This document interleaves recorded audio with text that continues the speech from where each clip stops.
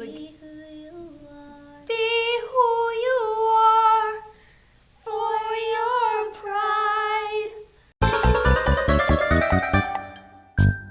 Welcome back, everybody. She's Olivia. She's Lucy. And this is Y.A.P, your awesome podcast.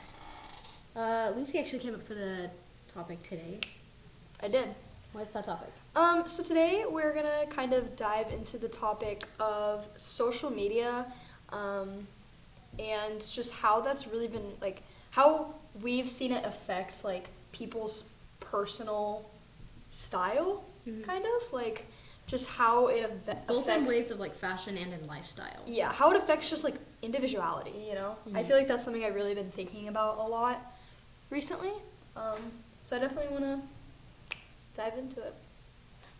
And I think one of the first things that we talk about would be kind of like trends and how that it like affects what people do on a daily basis.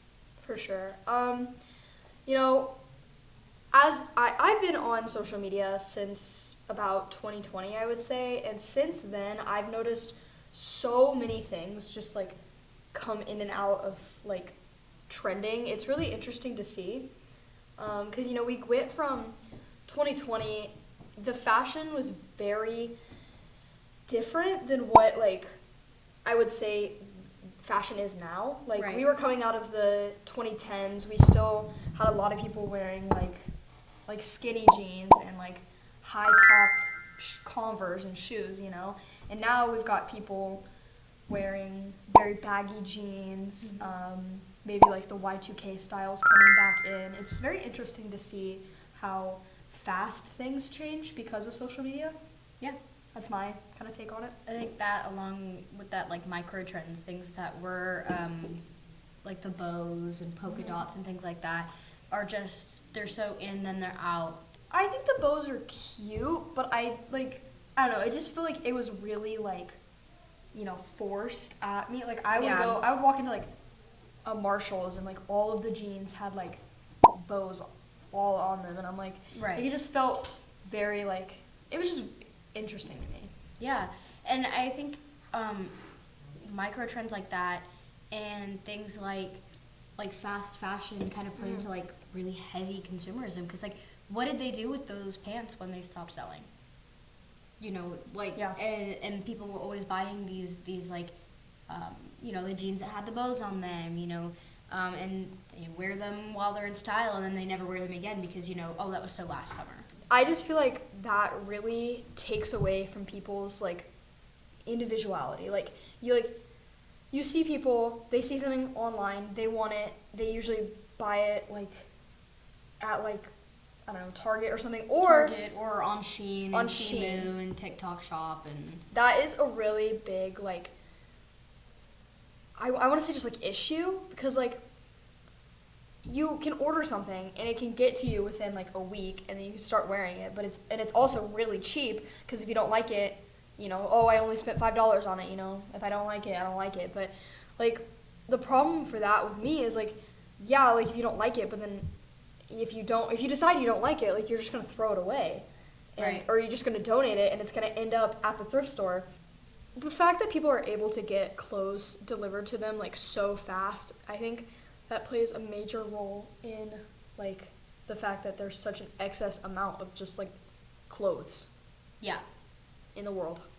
That, and then also like what we talked about like with the individuality, like people are changing their entire styles based off of what's in trend, like what's in right now. And I think that you can either look at it of two ways, where it's like people who are adopting styles they see off of the internet is either giving them a way that they found to express their creativity, or it's just a lack of individuality because everybody's doing that, you know, and they're not doing it because, oh, this is how I feel best, you know, expresses myself. This is how everybody else is doing it, and that's why they're doing it. And I think really good examples of that are things like downtown girl aesthetics, you know. I think originally that would have been considered not necessarily like alt, but it was like a smaller like it was a smaller kind of like section of people who like, you know, that was their aesthetic.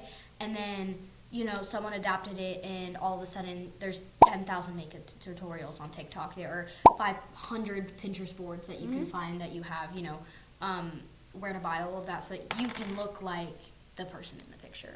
Yeah. Another really good example would be like the e-girl aesthetic, which became like a meme nowadays, but like that was a genuine alternative style of dressing, of acting, of doing your makeup, and then like in like 2020, like you said, that became just something that people were enjoying watching, and so that's what they adapted into, not because that's how they wanted to express themselves, but that's because that's what was in style. I actually saw a girl on my For You page the other day that like she still dresses the same way she does from 2020, like that very bright and like colorful, like kind of e-girl style. For me, it's really nice to see someone that just like sticks to what they know. Like she knows that's what she likes to dress like, and she does it. I think it becomes more of a problem when it's like it's really quick, one day this person has like a different aesthetic, and then like a week later they have a whole new wardrobe because they ordered a lot of stuff offline. It took me a while to like build my closet of clothes that I enjoy wearing because I thrift a lot. And I think what really plays into that is like the algorithm and the ads that are being pushed on platforms like TikTok, where they have all those TikTok shop ads where they're like, oh, like look at this dress that I bought, it's only $20 and it's actually really good, and and it's something that's like, it's something that I would never usually wear, but for $20, why not? Yeah. And it's like, so many people now look at that and they're like, oh, I want to do that, even though like I just want to do it because she tried it. I want to see if it's good. I want to see if I look good in it like she does, or and it could be completely opposite of how they normally are like, and then they never wear it again because they bought it just because they saw an ad for it. Yeah, no, I think things are being pushed to people so much more than they honestly ever have been, because like when you take a look at social media, like ads, and not just social media, any form of like media that people are consuming, like they're just full of ads. Like you watch YouTube or you watch like Netflix or Disney or whatever, there's ads. You watch TikTok, you're getting, actual ads, but you're also getting like paid sponsorships from influencers. And like just everywhere you look now is someone trying to sell you something because, they see that you're consuming this media, so they're like, oh, we also want you to consume our ads. We talked about this topic on our other week, our actual news channel, where we were talking about how there were suits going into court about Meta and how they were getting, sued for the way that they built their algorithm.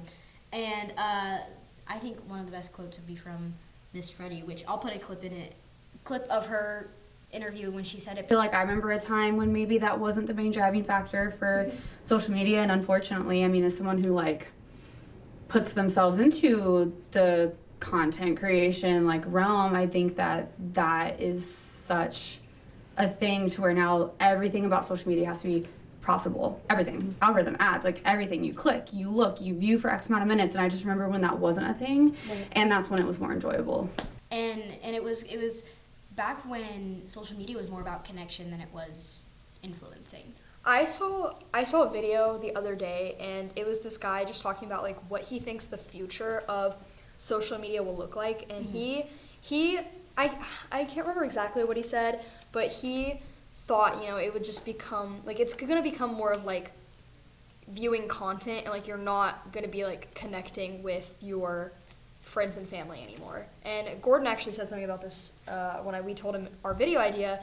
He said that like on things like TikTok and Instagram and Facebook, like you're not seeing your friends like stuff. Like that's not the first thing you see. Like when I click on Facebook, I see maybe one of my friends post, and then I scroll and it's just random random content, mostly ads, a lot of AI. I think it's kind of, it was a good way for people to stay entertained during, COVID and lockdown and things like that. And but I think it's come to such a point where it's like, now, like Miss Freddie said, it's for clicks and views. Like you said, it's influencers forcing things on you. It's people trying to grasp your attention and take that into a chokehold on your life.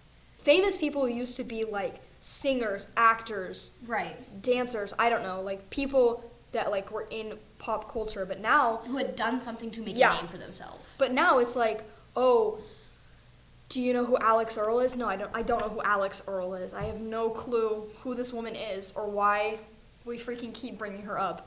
No offense to Alex Earl. She's probably a nice girl, but I don't. But like, Don't know who you are. someone who gained, like, for a lot of these influencers, you know, they just gain this popularity Yeah. overnight. Do you know Lily Claire on TikTok? She's like the thrifting girl who she's like, hey thieves. Oh, I love her so much. She gained 2 million followers on TikTok in a week. Yeah, I know. It's freaking crazy.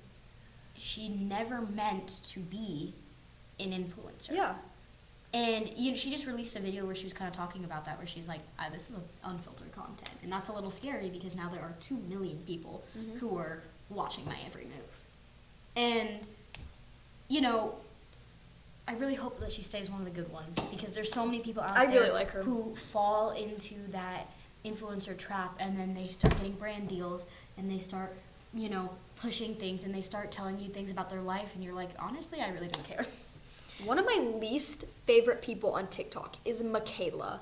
Whatever her freaking last name is, she freaking I have a hate for most influencers, just because when they get to a certain point, like you said, where they just speak like all they're doing is trying to sell you things. Michaela is a really good example of that. We can freaking show a picture of her face. And freaking there was this whole thing last year where she was putting on mascara and then it cut to a different shot where she had fake lashes on and she was like, oh my gosh, look how well this mascara works. And everyone was like, you're literally wearing fake lashes. And then it's just the over dramatic trying to get you to buy things because they're getting paid for it. And it becomes less of influencing and more of shoving something down your throat. Yeah. Because essentially what she did was she took the trust that people had in her, which Mhm. we're all humans, we trust at a fault. I don't really think a lot of people have, that first mindset to be skeptical of someone. Yeah. And, especially someone who they've been following have no reason to. And she takes that trust, people like that, they take the trust that you have and they manipulate that into you blindly following them and them using that as a way to gain money for them. So, whether people are losing individuality or gaining creativity based off of the trends that they're seeing on social media, whether people are being influenced or being tricked based off of their gullible selves due to influencers, whatever that is, I think the basis of that comes down to don't base your life off of the internet. Nope. Don't believe everything you see on a screen. Don't take something that you see, in a 2-minute video, in a 30-second video and be like, that's who I am, that's who I want to be. Because for one, you don't know anything else about that person. Mm-hmm. For two, why are you forcing yourself to become a version of you for somebody else? But yeah, just be the person you want to be. Don't do things that other people want you to do. Just And freaking be that yourself. comes from everything, from style to makeup to Mhm. Beliefs to political views to, whatever you have, you are your own individual person. And based off of what you see on the internet, based off of what you see when you're scrolling, that should not have such a chokehold on your life. No amount of clothes that you fast ship to your house or, anything you see online, you're not going to become that person overnight. So just let yourself be the person that you want to be and do what you want to do. Be careful with how you present yourself to the world and stay Treat true to who you yourself. are. Stay true to who you are. Be who you are. Okay, now can we do a fist bump and it's gonna can you do an explosion in the video? Yeah. Ready? Catch you in 2 weeks, guys. We'll see you guys in 2 weeks. Bye.